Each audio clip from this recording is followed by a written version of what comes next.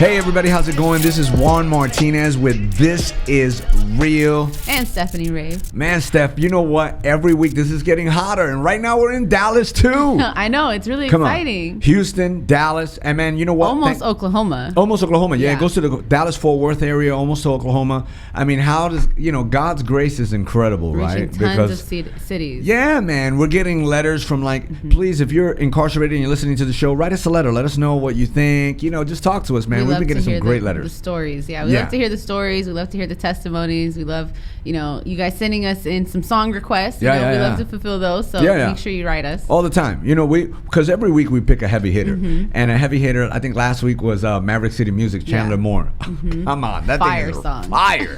And so it doesn't matter what it is, what genre. It could be rock. It could be it's got to be we got to be like that believer thing. But we want to play the song for you, man. We want to encourage you, and we're just excited of all the support from all around the United States. Actually, people are just we're grateful, and got the book coming out. So the prison system, we're about to empty it. Yeah, it's kind of what I feel. Each book by book, they're all gonna get covered. And God keeps blessing us with guests that are unbelievable. Unbelievable. Every single time. God does not fail me. It's incredible. And so today we have an incredible guest. Yes. Who do we got with us? Who do we got with us? She is super amazing. Yeah. I mean, just hearing her speak is just a joy. And then when you meet her, it's even amazing. Oh, no. Even more amazing. It's like a bang. Why need a bang if you got a friend? You're it's like, dude, it's like you get this bolt of energy, and I'm already kind of like that. So it's like extra energy. Yeah, it's like meeting your sister twin. Yeah, my sister. I call her my personality twin because it's like in this weird thing where hey, and I'm like, whoa. So you know what? She's an author of Beautiful Broken, Beautiful Whole, When Your Bad Meets His Good, Shut Hell Up. I almost said it. Hell up, but hey, sometimes we need to, especially in a society like today. Just shut up. Unless you're willing to sit with the person, shut up, right? And so she's coming up with an e-course, and I'm excited about Hush Until You Heal. Good. So with us today we have Miss Kim Jones, a.k.a. Keep It Real.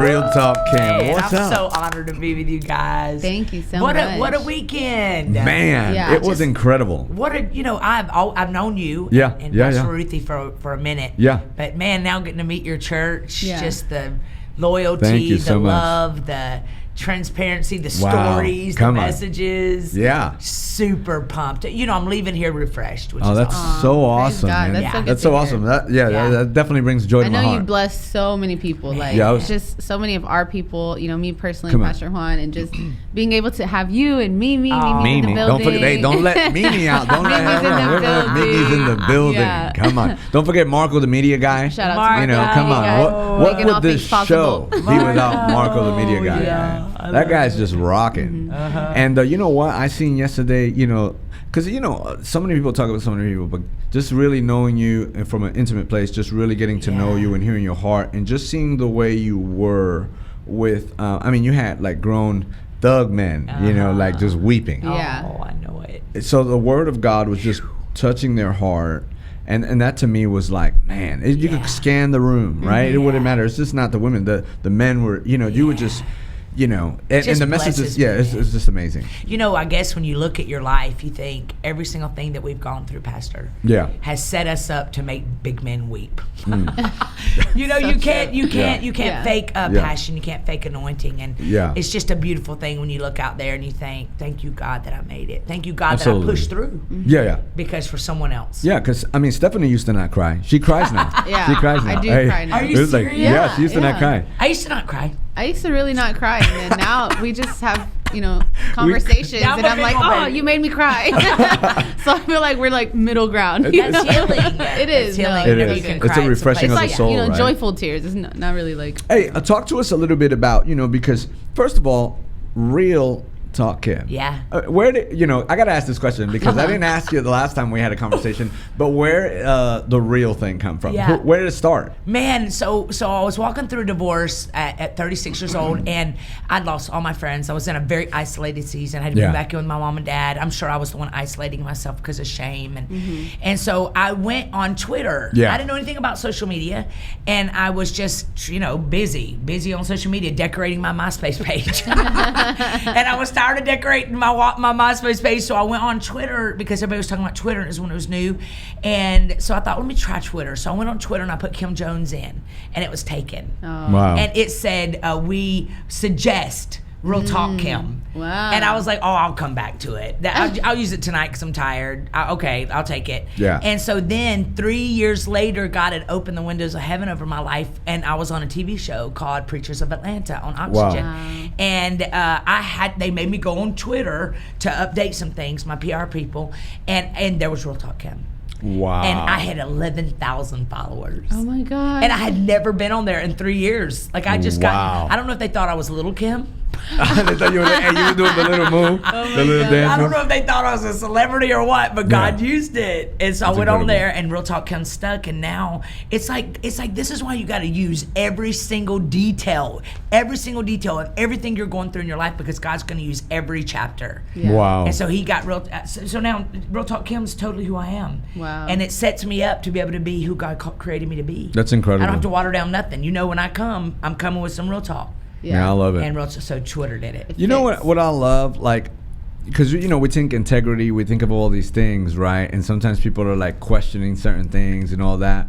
But, you know, I started thinking, I said, listen, your integrity game has to be tight because you're traveling with Mimi. Like, your mom ain't going to let you do something crazy. You know what I'm saying? Like, think about it. Yeah. Like, you can travel with anybody and maybe get away with it. But when you travel with mom, like, on the cool, if there's one of those moments, she's going to give you the eye. Oh, yeah. And she's going to be like, no, ma'am. She'll tell me. Like, even in the car a while ago, she's like, I don't think you should say this anymore in your sermons. Oh, my gosh. I'm like, yes, ma'am. Yes, ma'am. Because, it's good. Yeah, because the higher you go, the more God changes your audiences. Fact. And the more you can't just keep flippantly doing things. And mom will not lie to you. No, because mom will die for you. Yes, she will wrestle a bear. So the reality, all mamas, you know. Yeah, so, and I've got my sons are just like that. You know, my mom, my sons, they are all, Mom, you can't do that now. You can't do that. Oh, hey, let me ask you a question.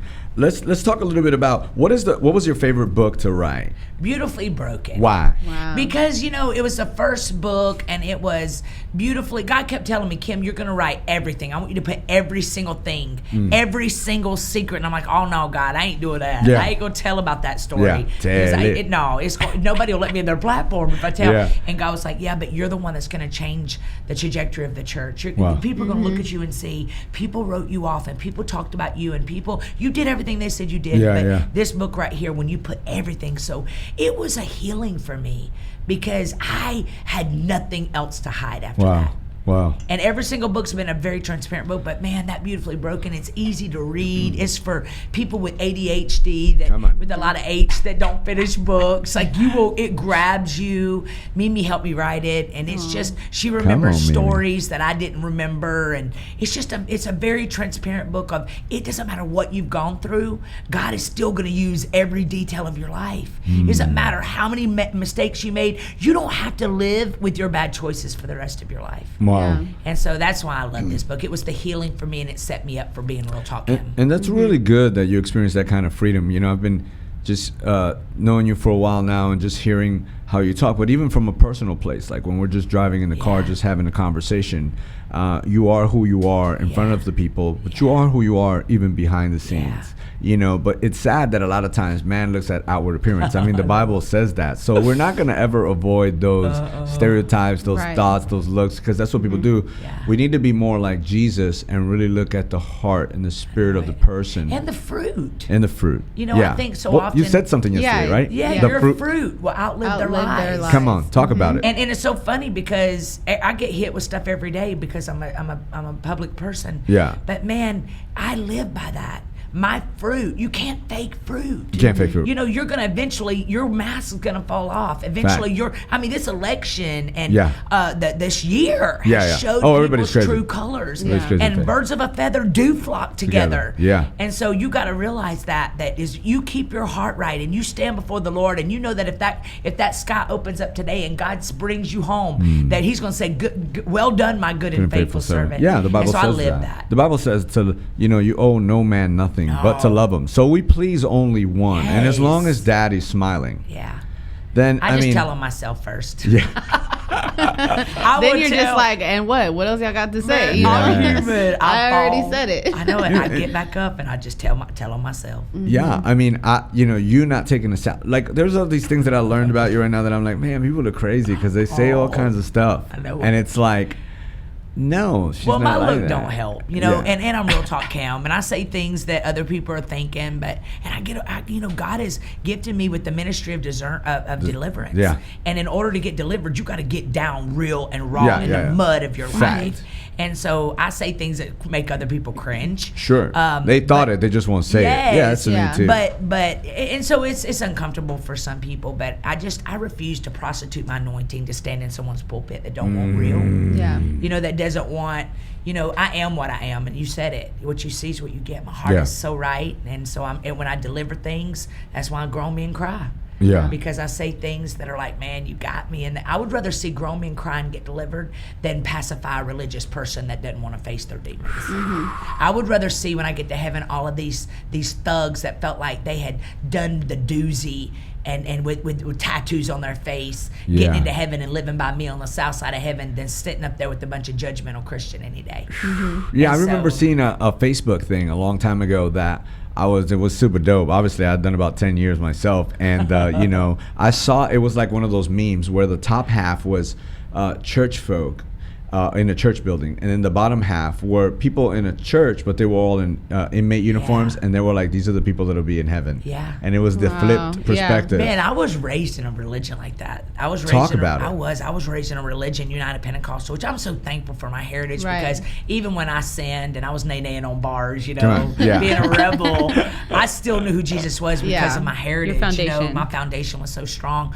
But they literally said, if you get divorced, you're going to hell in a slip and slide. There's still religions out there that will not let you be a pastor if you've been divorced. Even if your spouse did it and left you, and you're still going to get the cardinal sin, because of what they did. And women couldn't cut their hair. And I just lived in this judgmental, and I thought God was a mean God. Yeah. I literally thought that God was waiting to punish me and put a dunce cap on me. And I was like, I remember laying on the front row watching all of these people in this choir with buns on top of their head. They would put the oatmeal boxes up there and wrap their head around and their hair was real high, and they were so religious, man. And everybody would, kids in long skirts, go in the Pacific River, with long skirts, drowning their kids because their blue jean skirts were so heavy, and yet they were the most judgmental, they looked angry. And I remember laying there at 7 years old and bitter and looking at them thinking, oh my, I'll never forget it. 7 years old, I don't know that I want to go to heaven with these people. Like, this is about to be a boring for eternity. I gotta look at your sad faces and your number 11s in your forehead. Oh no, fact. Because you have judged your whole life, and your whole life is critical and who's this, and counting everybody else's sins. I just don't want that. And I know that the enemy was setting me up at 7 years old to think, this is what all religion's like. This is what Jesus is like. Because that's when I started getting that rebellious. If you said I couldn't do it, I was going to do it, From 7 all the way to 36 years old. I was, what you told me I couldn't do it, I would do it. They put me in Bible school. Pastor Rob Parcell said I couldn't do it. I went and done it. I did it. Everything you told me. Yes, I was. Because I just kept thinking, why would I want to serve something? And I think that's what we've done in this world. Yeah. We've set God up to be this mean father. He's just mean. He's horrible. And our God's got spiritual amnesia. He's up in heaven saying, I love to use people with the worst past to create the best futures. Yeah, we've met actually people a lot, like that, right? You've had Stephanie had experiences like that. Oh man, tons. Where it's just, I feel like if somebody who's never encountered God before meets a fake Christian, that's the perception they have of who God is, and it's unfair. Man, even watching during this election, girl, like the world ain't doing half of what the church is doing. Yeah. We are just cutting and chopping and fact. And here's the problem. The church world needs to understand that if you cause one of God's children to fall, if you cause one of God's children, or even, He created everybody, so they're all God's children. You are going to stand before God for their blood. Yeah, and we forget all these scriptures like Jesus talking to Samaritan women. Like, you forget all these scriptures where they were talking to people that were of the opposite and that no one would. Yeah. And that's what made Him special. was that he was willing to talk to everyone and everybody. And I think in these times when it gets dark and all that, like these guys were running into the fire. They were. I remember reading scripture where I was studying kindness, the word kindness, and they say that Jesus, the followers were known as followers. Christos was Christ, Christos was kindness, and the word would go out throughout the land that they were known as followers of Christos. They would mess up the word, and they would think about it. They were known for their kindness. And I think sometimes they're just, our identity is wrapped up. My identity is not wrapped up in Puerto Rican no more. Even though I love the Puerto Rican culture, even though I love my Puerto Rican people, I'm fighting kingdom, not my Puerto Ricanism. And I think we have to really remember that, because that's what brings us together. For me to see your differences, conversate. That's what Jesus has done. Romans 15 says that we embrace the immaturity of someone who's immature. You patiently embrace it. So I don't just tell you that's wrong. I'm supposed to come by you. I did it this morning and have a conversation with somebody to get them thinking. To maybe,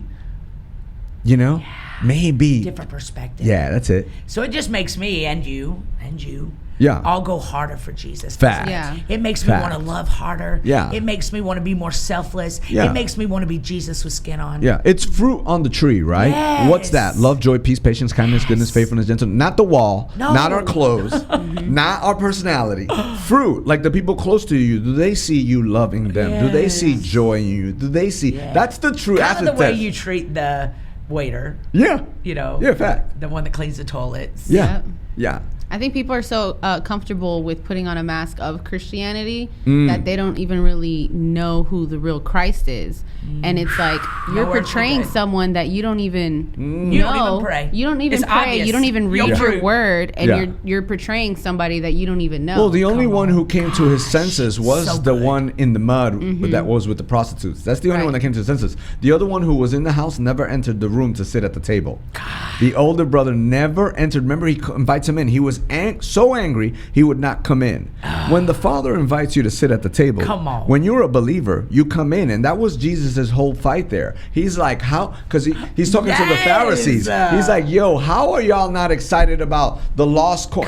God always goes after the lost coin, the lost sheep. How are you not excited about the things that excite God? It's like the woman caught in act of adultery. Come on. They were all in the room. They all started throwing, rocks. And all he did was got down and started writing. I wonder what he was writing in that sand. I wonder what he was writing. Porn, addiction, all of it. Lying, gossiping, because they all were leaving. One by one. Oh my God. Yeah, they're like, the one last guy standing there as he's writing. Gotta go.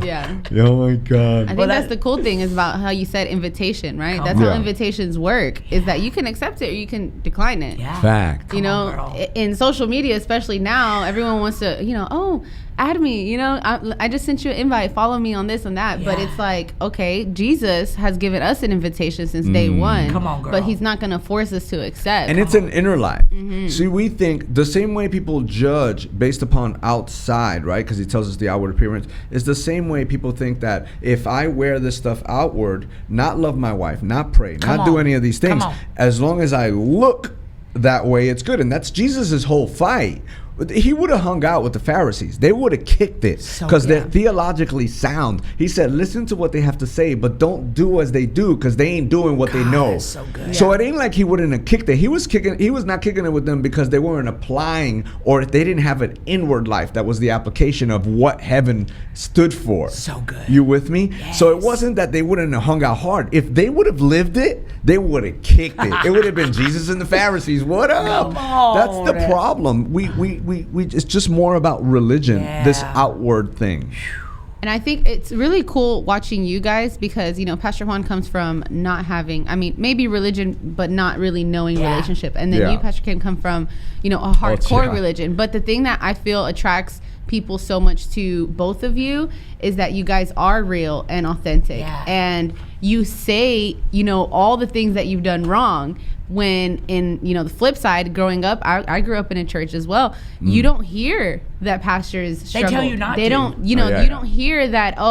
This is what I went through before in my past, or what I'm going through now. I don't remember any. Not talking down on any of the pastors growing up, but I don't remember hearing anything that they struggled with. I heard the word, but I don't think you could relate to it. Oh, no. Even when I started, I would have pastors call me and say, you don't want to tell everything. There's some things you just don't tell. And I still hear people on podcasts all the time saying that. Oh, yeah, all the time. Oh, no, don't tell that. Oh, no, there's some things you just don't. Yes, tell it all. Tell it. You're still here. You made it. Lay it out. You walk through some things. These people need to know there's some really dirty stories out there. People that are ready to commit suicide. That's why we see so many pastors committing suicide. Because they're holding secrets. Yeah, they feel like they can't be transparent. Let it out. And they can't. Like you, it's almost like they can't, because when you there's this thought, which we all experience. It's not, I think everybody thinks the same in a sense, right? So you're thinking like, if I say, I mean, you go through it, but you would have to believe that, hey, search me, O Lord. I have to really put this out there so you can also see how I've overcome it.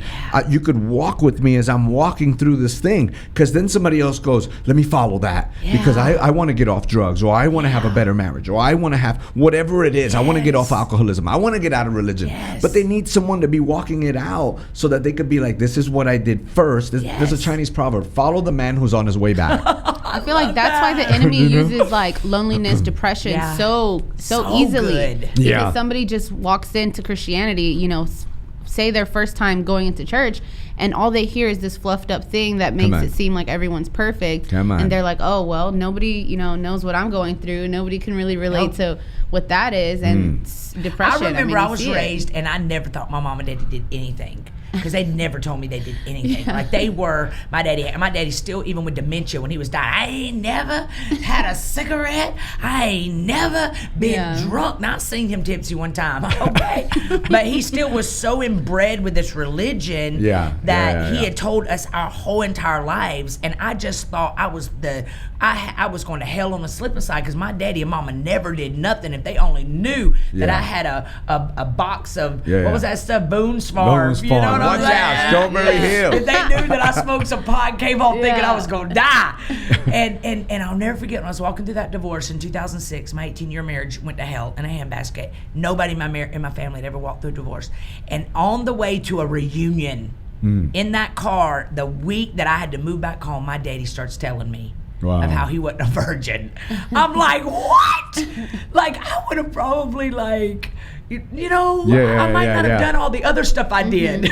That's so good. Because I was the type of person, if I already did it, might as well just keep on doing it. Oh, yeah. Just I done messed up anyway. Me too. If I'm going to go to hell, might as well go to hell with all Crisco. The way in. All the way in. Slippery sliding. Yeah. And so, tell it. Hey, I want to ask you, your last book was Shut Hell Up. Yeah. Okay, tell us a little bit about that, and then we're going to have some fun. Okay, so Shut Hell Up was written, and it was released the 2 weeks right into the pandemic. Yeah. And it's talking about just your mind.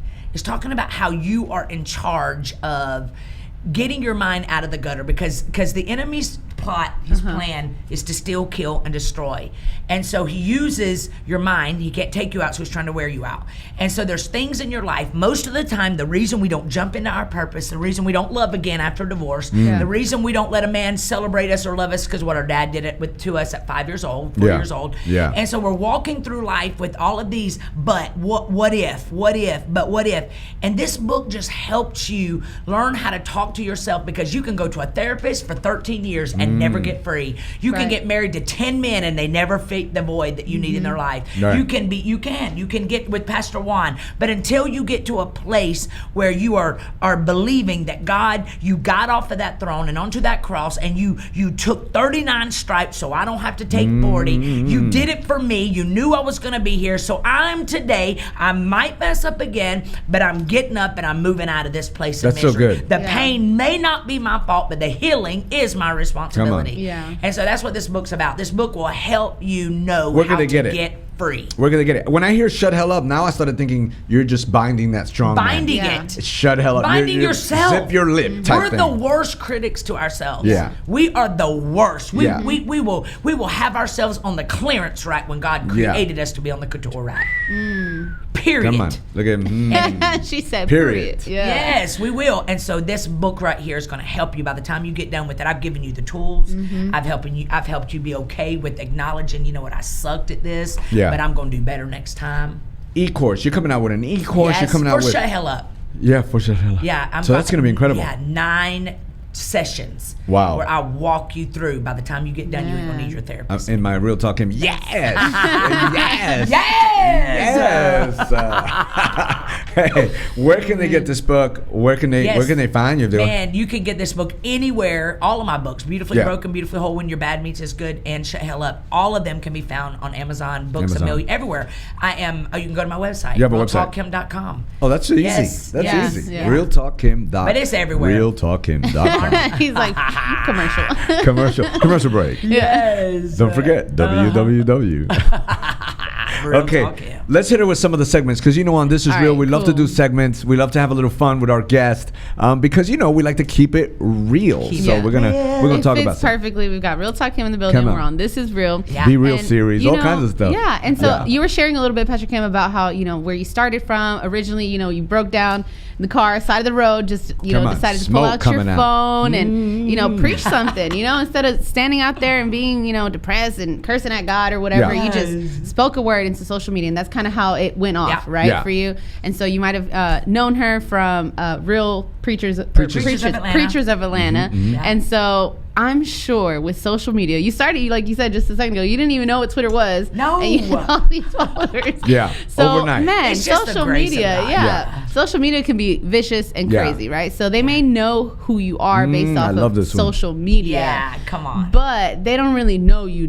Come on. They get a glimpse of Kim. They think they know you, but they don't. And so that's the segment we're going to do with you. We call it You Think You Know Me. Yeah. So we give you an opportunity. But you got to do that with a little more attitude, Stephanie. What is it? You think you know me? You think you know me? Come on. Because we've all had those, whether you're big on social media or not. But I feel like social media really amplifies the persona that we So they think that they know something about you or your character, who you are, just based off of what you allowed to be seen on social media, right? So we allow you to set the record straight on something that maybe somebody's like, hey, you think you know me? To Real Talk Kim, and they're like, oh, she must be like this, or I heard this and that, but we let you set the record straight. So you think you know me? Hit us with one. You know what? You think you know me because I look like I'm just. A lot of my sermons are cut people off. I am extremely loyal, and I love hard. Ooh. And I am always for the underdog. Yeah. Come on. And so I don't just cut people off left and right, and I fight like hell for people. I love that. But that's I really also know boundaries. Yeah. Boundaries is really important. That's really good. So you think you know me. I'm not one of those that just cuts people off at a drop of a hat. You do matter to me. It's not by Felicia all the time. You were talking about cancel culture the other day. I don't counsel people. In fact, I go for the ones that people are counseling. Wow. Yeah, that's important. I think it's really, really, really important to understand that Jesus came down to meet with you. Yeah. Right? So how could we not do that to people? We live in social media is awesome, but I think the thing that sucks about social media is that people will create narratives about a person. I mean, they do it to some of my good friends too, like John and all that. They create these narratives. When I know the person, I personally know them. I sit with them. I've seen them cry. I've seen them laugh. Right? So I know them. They're not like that. Nope. They do it about Joel Osteen a lot too. And I know people that are really close with his family that give me like stories and stuff. And I'm like, so it's like they're not that. No. And let me. And you're gonna miss out on great people because you're listening to hateful, mean, ignorant people. Yeah, and sometimes also like, okay, so here's the thing. We're believers, right? So let's say somebody has an off month. Yeah. How about an off year? Yeah. Are you gonna not oh, well, look at what they said. So then everybody blast you, right? Yes. And it's like, we don't do that to you. Well, listen, and the ones that are usually barking the loudest are the ones with the biggest skeletons. They're the ones with the biggest skeletons. And I fear for them because they going to get it. We're going to pray for you. We're going to pray. They going to get it. God going to spank you. Because God will judge, right? Yeah, the same measure as you judge. Press down. Second, we always do that for offering, but really it's judgment and forgiveness. So it's the same measure. Press down, shaking together, and running over. Will you get back what you're dishing out? Overflow. Think about, I don't want no overflow of that. Get them, Jesus. Yeah, that's a shirt right there. Get them. We're like, Jesus, handle my lightweight. Yeah, man. I think I love it though when I see people that they can. I went through some things in my life where I'm holding receipts. You know, as a millennial say, I got proof. And she's like, receipts, I got me the receipts to prove like, I got the that I'm right. I'm doing, and God's like, shut your mouth. I'll vindicate you, and he does it every time. Yeah, because that part's wrong too on the other end. Right? We can't just get so, I mean, I'm learning that too. I was going to do a video because somebody gave me these beautiful Jordan 1s that were like Dior's, and they gave me this gift. I haven't even worn them yet, right? I have them. And so I was going to do this video. I was going to go, look, what happens when you get these? And I was going to smile real big, and then I was going to put a sad face and go, you can't wear them because everybody's going to talk about you. Because the reality is the minute I have them on, they're like, look, see that? But they don't know the behind the scenes story that the close people know. You know what I'm saying? Like, no, I don't have the loot to get there, but somebody that had the loot got it for me. So what do you want me to do? I got to keep them in the closet because... This is why I always say people want what we got, but they listen. You got to have some tough skin. Oh no, man. And even some of those people that got me is because we went through seasons where we've walked out their family, and maybe they're a doctor or something. We've walked out their family out of stuff, and they're like, this isn't nothing to what I want, because that's the way they feel they could repay me back, and I'm supposed to be like, no, don't. But even if it's like vice versa, even if it were like you purchased it on your own. This is my thing. Like, even if you purchased it on your own, do we really believe that as believers we have to be like you always talk about, we have to be struggling? Like, we can't get ourselves nice things, we can't have nice homes, we got to come with the dirty face. And it's like, no, you were talking about that yesterday. Again, it's only in the church. Only in the church where they have a whole Instagram, and I'm not even going to give you a shout out. Don't do that. That just blast pastors. They don't do that on TMZ. They don't do that on the They celebrate it. Yes. Wow, look at I want to be like that, because whatever they're doing, their hustle is holy, man. Their hustle's nope, but not in the church. No, they don't celebrate. You can't. I've heard a lot of people. They're like, hey, I just got a home. People that I know personally that are like, and I can't even say, look what God blessed me with, because it's like we're bragging. Yeah, it's horrible. We're gonna go to the next one though. But we're gonna be better. We have to be. We have to be. I always think this. This is kind of what has brought comfort to my heart. But again, this is why we got to be bigger and badder and more out there, because we're the ones changing it for the church world. Fact. Everybody in the church ain't like that. Fact. I say, everybody, you got a car and you got a car. I say that because I'm ADHD. With a lot of H, I need to get it out or I'm going to forget it.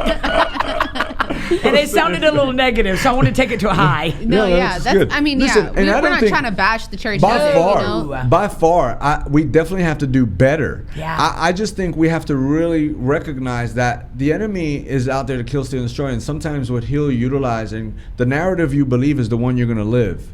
So he's creating these narratives and these stories. Just listen, you know what? Take the time to really get to know someone. And if you don't know them, then don't say nothing, because they're not saying anything about. I don't know. I don't have the time to say stuff about people like that. I just don't. I'm focused on. I want everybody to win, man. I've been in hell. I know what it's like to be isolated. Me too. And lonely. I'm excited. When I saw your lips on your chain, I said to myself, yes.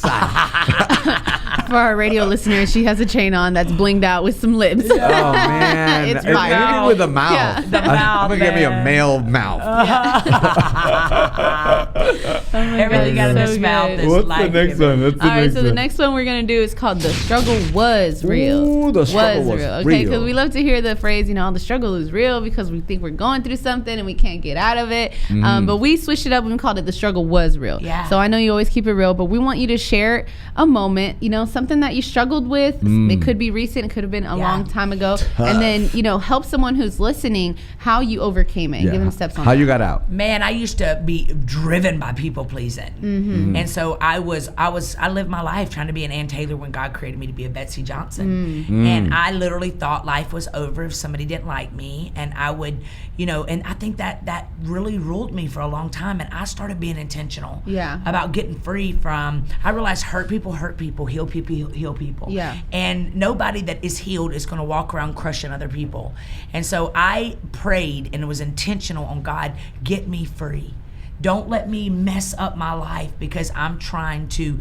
You're never going to please everybody. Right. There's always going to be people out there that are going to talk about you. And so the struggle was that I used to care what people think about me. And today, it still hurts for a minute. It hurts. But then I get over it and I move forward and don't even think about it. I have discovered I just don't read anything ugly about myself. And I don't let anybody tell me anything ugly that's been said about me. And I keep it moving. So the struggle was used to be bound by people. Today it's I'm loving those people that are talking about me. The love is always conquering now. Ooh, praying for your enemies. That's what the Bible says. Enemies. And I do. Because you know what I realized, that if people really knew me, they would love me. Yeah. You're lovable. Because I'm lovable. And so I can't be bothered by that. And so I used to go to bed when people would say something about me. Yeah. Especially in the capacity of now. Yeah. No, not now. Yeah. I just keep it moving. Because that's I think you and I spoke about this, but like I get like that sometimes. I guess because sometimes like I love hard. Yeah, me too. And so when you do that and you hear somebody like, oh, you don't love, or they say something that goes against what you really believe in passionately, it kind of stings a little. And then I'm loud and proud about, and I do it every day, and then all of a sudden all these people are going to act like I don't. Yeah. That hurts. But then the close people, not in charge of it. The close people know you. Yeah. I always say dogs don't bark at people they know. Yeah. That is so funny. That's true. Yeah. They don't. Dogs don't bark. When you walk into the house, little Charlie, our dog, will bark at everything. But when I walk in that house, he's licking me. Come on. And so I live to be to the world what my dog thinks I am. Oh my gosh, yeah, that's true, man. Cause he loves me no matter what. Yeah, dogs are loyal. That's really good. I like that, man. And the reason why we did this segment, there's always a reason for all the segments, but we did this segment because a lot of times people are going through a struggle or they're in a struggle. And I think a lot of times, as we said earlier, if we're acting like we never struggle about anything, like you see the Apostle Paul going, I want to die, but I'm not gonna, so you have to almost, even all the Psalms was written in I got to encourage myself because I'm struggling. I want to give up. Nobody's here. Where's everybody at? God, I did this. Where are you at? Yeah. What would you say to somebody that's struggling right now? That's like, but because this is the classic, right? Like they hear all yours and then they go, but you don't understand. Oh, honey, what?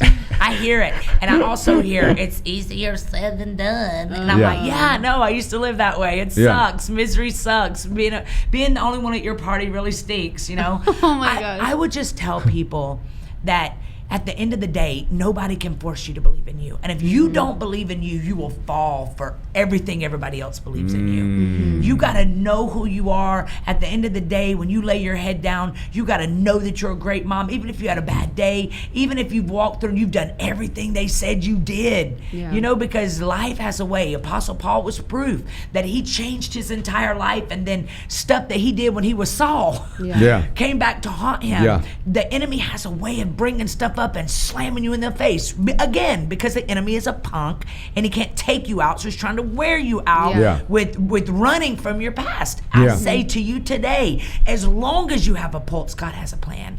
As long as you ain't dead, God ain't done. And people with the worst past create the best futures, but you can't do it if you don't believe in yourself. And so at the end of the day, you got to look in that mirror, embrace who you are, embrace all your flaws, flip your flaws. Be flawsome today, right? That's walk good. in abundance. But today, believe in you, boo. One thing you said yesterday was, if you've never gone through anything, you wouldn't have anything to talk about. And I feel like we need people, but more than we need people, we need real people. And really believing in yourself is really important as well. Because you were talking, I was thinking, so you got this group, you know what I'm saying? They have all this promised land they could go into, but it says we seemed. So the way they saw themselves, we seemed, wasn't the giants, it's how they saw themselves. And don't you think a lot of times, Pastor, it is because people surround themselves with what they are instead of what they want. And so it's a critical spirit. Like me and my mom hold each other accountable. If one of us is being more negative, I'm like, Mom, listen, like everything in your mouth today is negative. And she'll look at me and say, Kim, that was a little critical.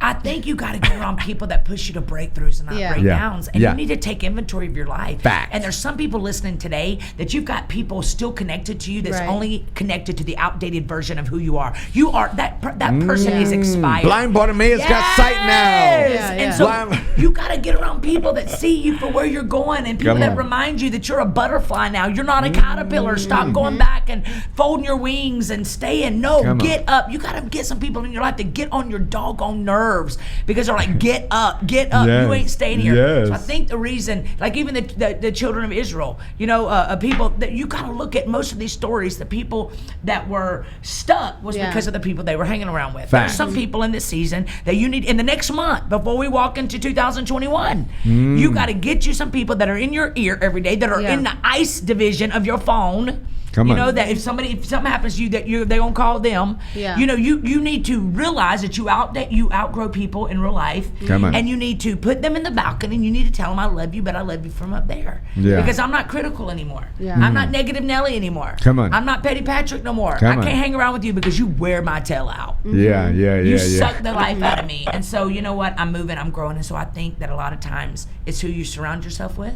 That keeps you in the wilderness. Fact. You gotta hang out with people that they say if you're the smartest guy in the room, you're hanging out in the wrong room. Like you need some people that have elevated thinking. Like Moses in the palace was the only reason I feel like God spoke to him and not them is because they had a slave mentality. They needed somebody that had some palace thinking so that he can go back and pull them out of their mess, because you always need somebody to pull you out and you keep moving forward. Paul says eternal things. That's why I believe God is intentional. Like when I came this weekend, I'm going home with so much information from you. Oh, that's you got to get around friends that sharpen you. Iron sharpens iron. And not honest, butter knife. True, honest, real friends. Like they're gonna tell you the great and like, hey, maybe you're a little nervous here. Maybe you're scared. So you could be like, oh, you think I am? You know, because sometimes people, I think they start friends and all of a sudden the notoriety or whatever. Like, so I know this with some of my close friends that people won't tell them the truth, even though I say I'm like, oh no, that was wrong, right? And I'm gonna tell them later, you know. And like nobody wants to tell them. Everybody's like,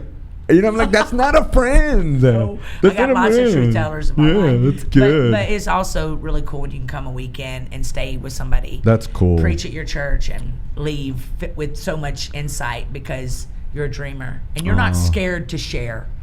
You know, I think that is so rare in this world. We don't want to tell you what we're wearing because we don't want you to get it better than us. True. You know, we don't want to tell you how we started our mentorship program because maybe you're going to start and get one of mine.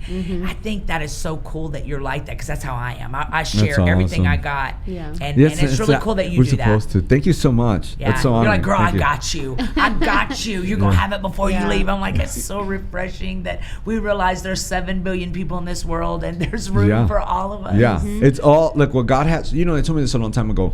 When I was in the radio a long time ago and I got out of prison, I still had a little bit of rough edges, you know? And there was a guy I kind of raised up a little bit, and all of a sudden he came out with the same exact radio show, right? And I got all like, you know, the prison in me wanted to come out. I'm like, what? Right? And so this lady said this to me. She said, listen, you should feel honored. And I go, what? It was the first time somebody, that's what I tell myself, you know, it was like years ago. You should feel honored that he wants to be like you. And he said, but let me tell you something. He will. He's missing out on his best him. And guess what? Nobody will ever be you. No, I always say even though I'm nervous with you because we are. I always say people can steal your recipe, but they ain't got your sauce. No, because what God has for you is for you. In your lane. And it's going to be okay.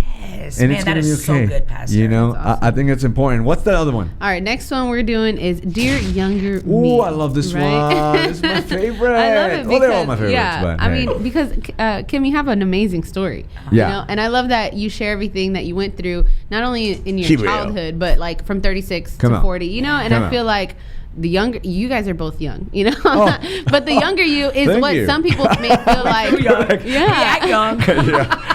My son tells me sometimes I forget, you know, because I'm like, son, I'm almost 50. Like, come on, respect me, son. You know, he's like, I forget, you know. I know when you said you're 49, I said, I'm 49. I'm really only 48. Oh, man, and we both got saved at 36. That's crazy. That's, well, so cool. It's wild. Yeah. So, you know, Dear Younger Me, we're just asking you to share a piece of advice to the younger version of yourself. But we want to know which version of Kim, Pastor Kim, that is. You know, where you can go as far back or as, you know, recent as age? You want to. What age? And then I want you to take me there, right? Like, what was that Kim doing at that moment? Man, I wish that I could tell my younger self, just be okay with people telling you what to do. I remember 18 years old was crucial for me. Okay, 18. Because I was in love. Mimi, 18, good age for her to go back. Very good. She said very good. I was in love. And my dad, there's a highway in Atlanta called 285. Yeah. And on 285, you have to go in a complete circle, and it'll go around. You'll keep going in a complete circle around the city unless you get off of an exit. My dad took me around it 4 times, begging me, don't do this. You're messing your life up. And I still did it. I just wish that I would have listened, and I did that pattern my whole life. I was never accountable. I wouldn't listen to my father. I just wouldn't listen, man. And I wish I would have listened because I would not have, of course I wouldn't have the story I have today, you know, of just shut up and listen. Because I tell people all the time, don't repeat what I did. Like I could be living the life that I lived after 40 because I didn't even start my ministry until I was 40.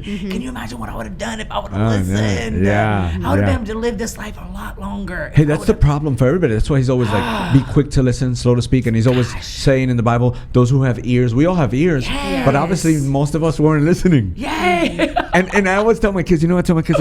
I go, son, think about it. Or to my daughter, I go, your best thinking got you where it got you. So let me give you another thought. Man. You know? So that's but so I would good. listen. And even today when my son don't listen or my sons don't listen, I'm like, I didn't listen.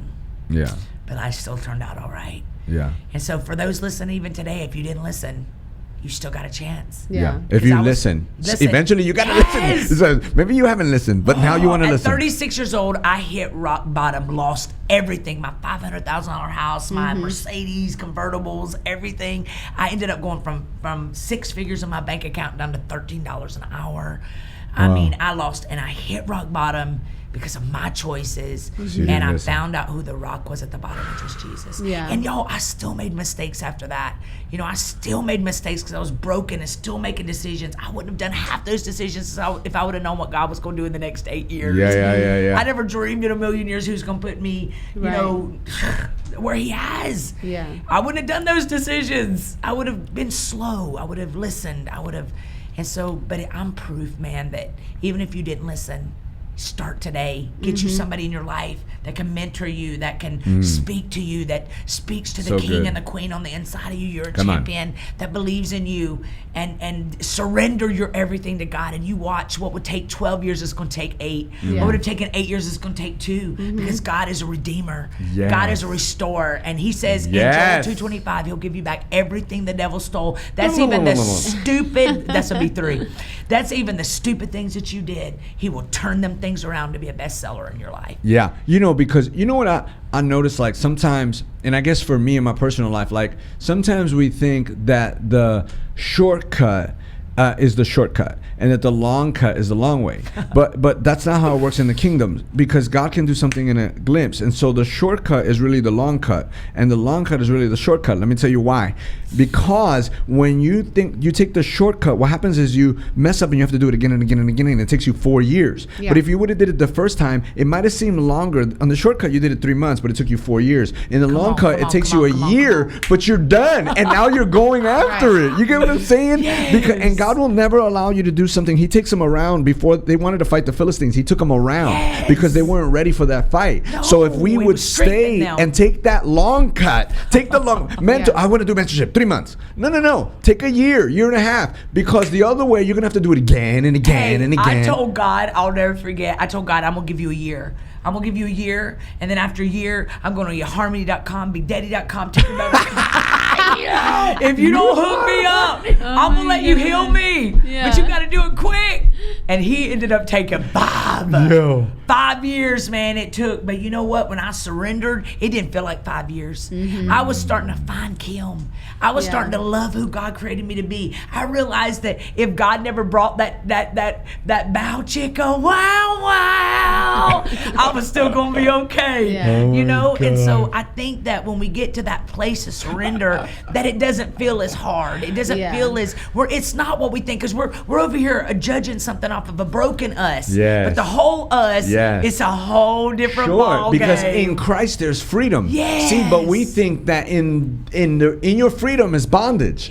Outside of Christ, you think you're free, but you're in bondage. It's a flipped kingdom. You know, it's flipped kingdom. And we're proof. Man, facts. This is a ride. This is a good ride. Even when things happen now in my life that take my breath away, when circumstances take control of my life, I think there ain't no way I'm gonna be able to do this, and I crush it. What would normally have made me heal for a year, now I do it in a week.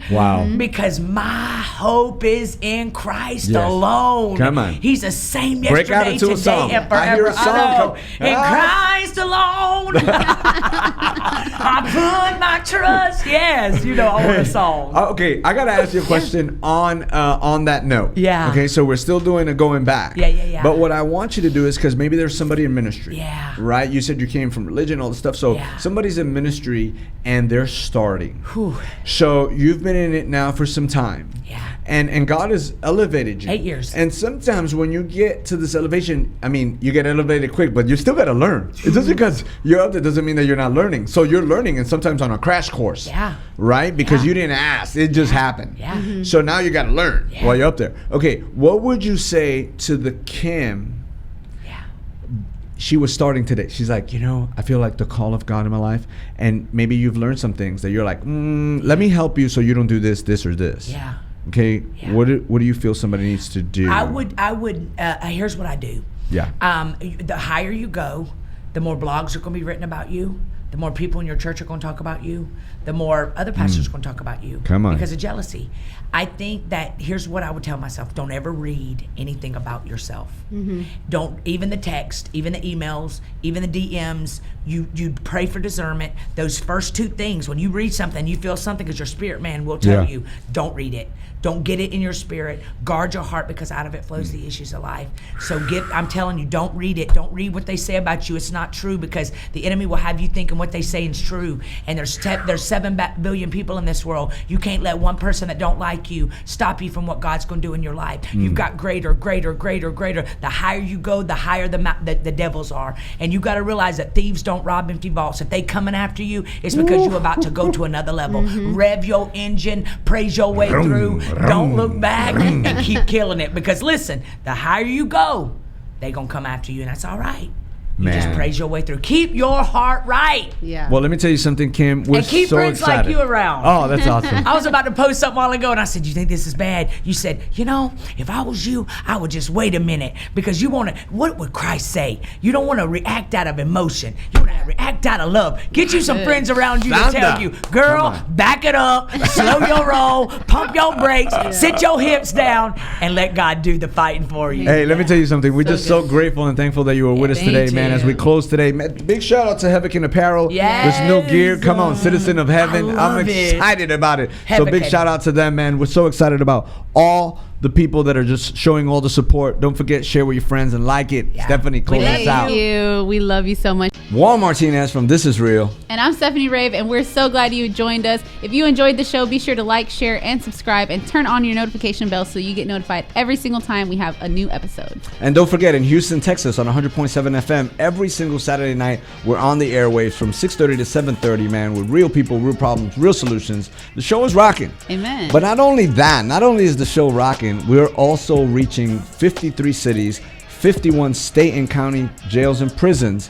And what we're doing is we're bringing the word to them. We're bringing them some laughter and some good times and some fire. Amen. And so for that, we need some partners. So if you want to partner with us, please click on the link below. And don't forget to follow us on social media, #ThisIsReal, or on any other platforms, Pastor JUAN Martinez. Hey, that's a wrap. Peace.